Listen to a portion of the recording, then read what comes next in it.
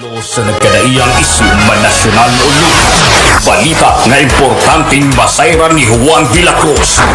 Prinsipyo, katungod o barangganang tintugan. Kini ang ating Balita 943. Balita 943. Programa ng tumong o tuyo, mao ang pagpahibalo sa katauhan. At Balita 943. Serbisyo publikong wala ipinili. Ang Balita 943. Ang Balita 943. Sa inyong mga radyo, Lunes hangtod Biyernes, alas 6:30 hangtod alas 8 sa buta, diri lamang sa pinakapatas na sibiyahan 94.3 City Light FM. At Balita 943. At Balita 943 Local.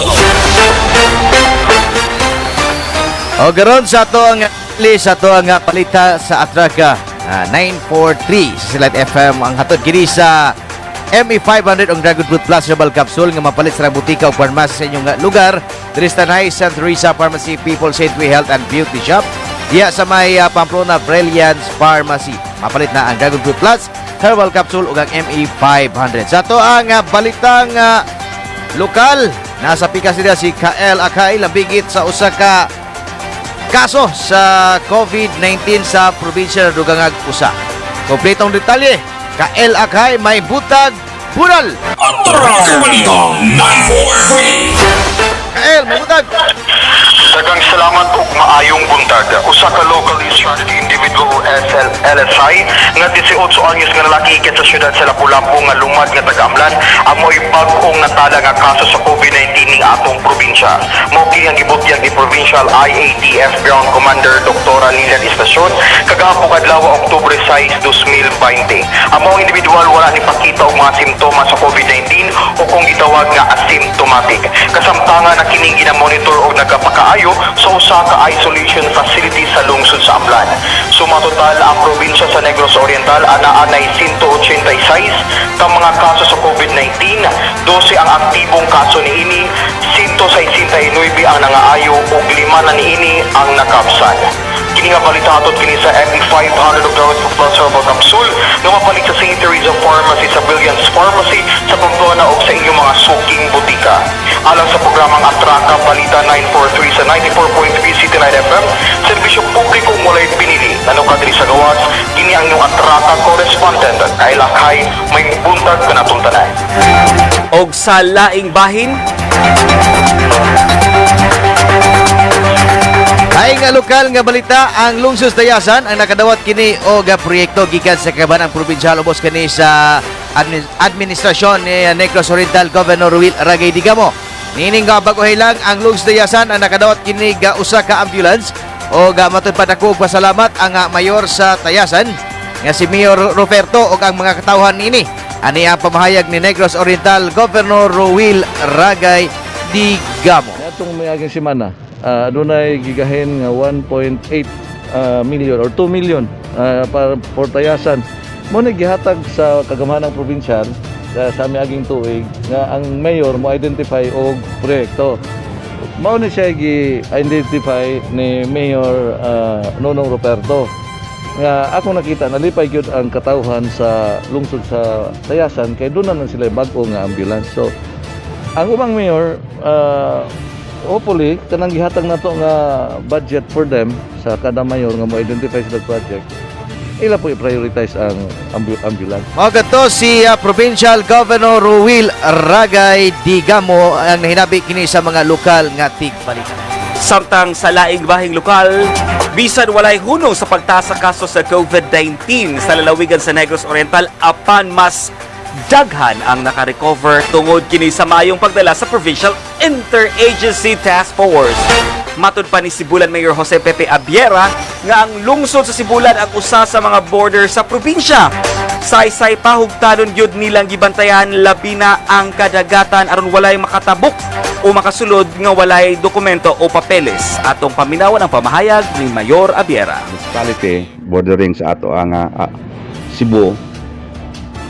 Sagapadayon gimi og monitor sa atong mga kabaybayonan.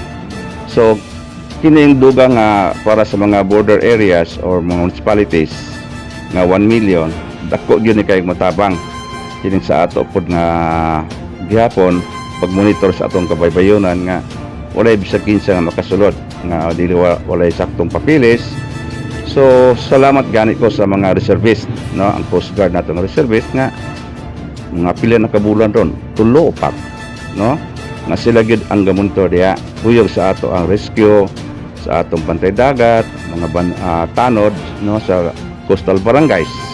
So sa gihapon salamat gyud ta nga bason po pud lamang nga kining gisaad nga 1 million para sa lungsod o another 1 million sa mga border, no, nga mga municipalities. Baso na lamang madawat na namon Si Mayor Pepe Abiera sa lungsod sa Sibulan. Nga lokal nga balita usa ka radio commentators dakway sa Bagete nga si Tirada Naibinta Rene Ledesma mitubag lambigit siya nga sa pagkalapas siyang health protocol o kini posibleng nga pasakan og sumbong sa provincial IETF kung galing mapamatudan. Kagahapong adlaw sipatan si Rene Ledesma sa news team sa Atraka Balita 943 sa Changi Sibulan sa airport area. Si Rene Ledesma mihatag siyang reaksyon lambigit sa iyahang sitwasyon. Ani ang pamahayag ni Rene Ledesma. Tirada kining sayod tang adunay ipagawas karon nga sumbong matud pa kung ikaw makalapas sa health protocol posible kang pasakaan og kaso sa ato ang provincial IATF. Unsay ini reaction ani Tirada? Okay, ron may nga po sa imong mga DHED listeners. Number 1 is katungod man na nila. Ilan ang right nga kung nakita sila nga doon ako'y violation, they can go on. At least nga makita na to og unsay violation ako, unsay mga inong lugar na lapas na ako. But may tungod sa ilang gusto nila, balikon ko go ahead kila ng katungod. But para kanako in my part nakita na ko nga ang tanan akong gihimo legal.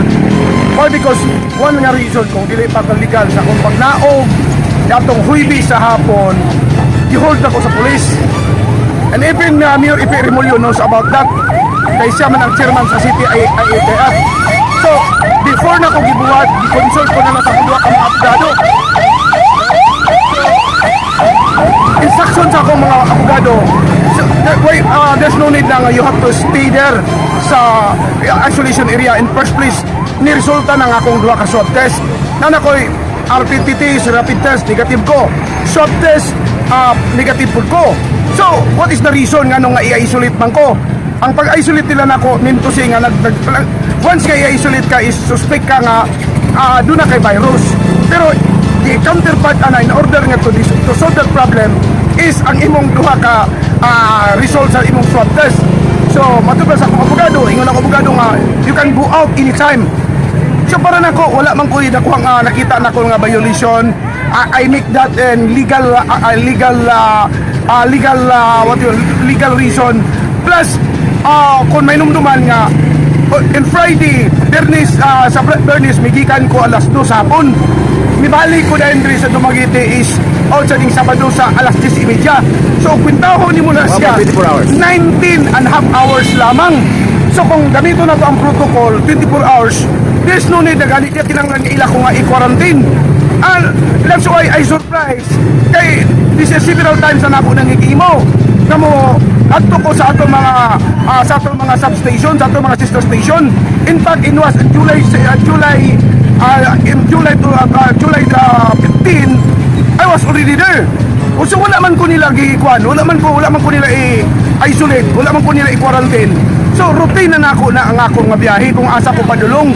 So nakabalo na sila ana, but sad to say, siguro doon ay mga inuntado na siguro yung mga respect nila kabahin sa giskutan ako, pero ilam lang katungod. That is why I will challenge ini. Even no, doon na may giingon nga matupa, yes, the governor said, matupas gobernador nga og doon ako violation, he will go to the proper court. And then I will face that. I'm willing to face that. Anyway, iyala ng katungod nga nagsupa ko sa protocol. What is the reason nga gipagawas man ko? Diba? Nganong man nga gipagawas man ko sa unsa niyang mga local police. In fact, na may mga police dito. So wala man sila nakapugna ko. Why? Because akong gibuhat is legal. Legal? But kung lantaw nila, go ahead. Wala kayo, wala problema na. Bisan asa sila, I will face that, Ronnie. Okay. So imo Tawagan lang sa ito mga igsoon, be vigilant, yes.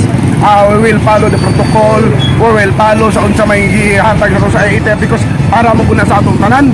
No, wala siya ako, I will follow that sure na pa-quarantine gani ko 5 days but because nanggawas naman akong swab test. So, there's no reason nga nung dili ko magawas. Ang ako din na sa atong mga katawhan, be careful o niya we support especially the national government in order to kiningi ang pagtuman sa balaod sa atong Presidente Rodrigo Roa Duterte. Ronnie, may ngapon o sa atong mga Ronnie. Okay. Mga ganito si Tirada Nobinta Rene. Ladies by eksklusibong nahinabi sa Traka Balita 943. Og sa katapusang bahing lokal, vendor natulog sa sidewalk na palgang patay. Wala na ipinitik sa pulso ang usa ka babae kinsa nakitaan sa Dalang Colon Corner Cervantes Street sa dakbayan sa Dumaguete alas 5:30 kagahapon sa buntag, Oktubre 6, 2020. Ang biktima na ilang Irene Favillar, mga 45 anyos ang pangintaron og residente sa Purok Manga, Barangay Talay, Dumaguete City sa ning probinsya. Usa ka vendor sa taho sa kapulisan nga matod pa nang natulog kining biktima sa sidewalk. Kauban ang yang live-in partner nga na ilang si Teddy Asibron, 57 anyos, lumad nga taga Kabugan, Bindoy, Negros Oriental. Matod pa nga sa dihang gipukaw kini sa iyang ka-live-in nga si Teddy na diskubrihan nga wala na kini kinabuhi. Walay nakitang injuries sa kalawasan sa biktima ug matod pa sa kapulisan, walay foul play nga nahitabo sa kamatayon sa maong vegetable vendor. Ang matag katawhan adunay katungod mahibalo sa nagkadaiyang isyu manasyonal o lokal. Balita nga importanteng masayran ni Juan de la Cruz. Prinsipyo, katungod og baruganan tintugan. Kini ang Atraka Balita 943. Atraka Balita 943. Programa ngang tumong og tuyo mao ang pagpahibalo sa katawhan. Atraka Balita 943. Serbisyo publikong wala ipinili. Atraka Balita 943. Atraka Balita 943. Sa inyong mga radyo, Lunes hangtod Biyernes, alas 6:30 hangtod alas 8 sa buta diri lamang sa pinakapatas nga sibiyahan 94.3 City Light FM at Raka Balita 943.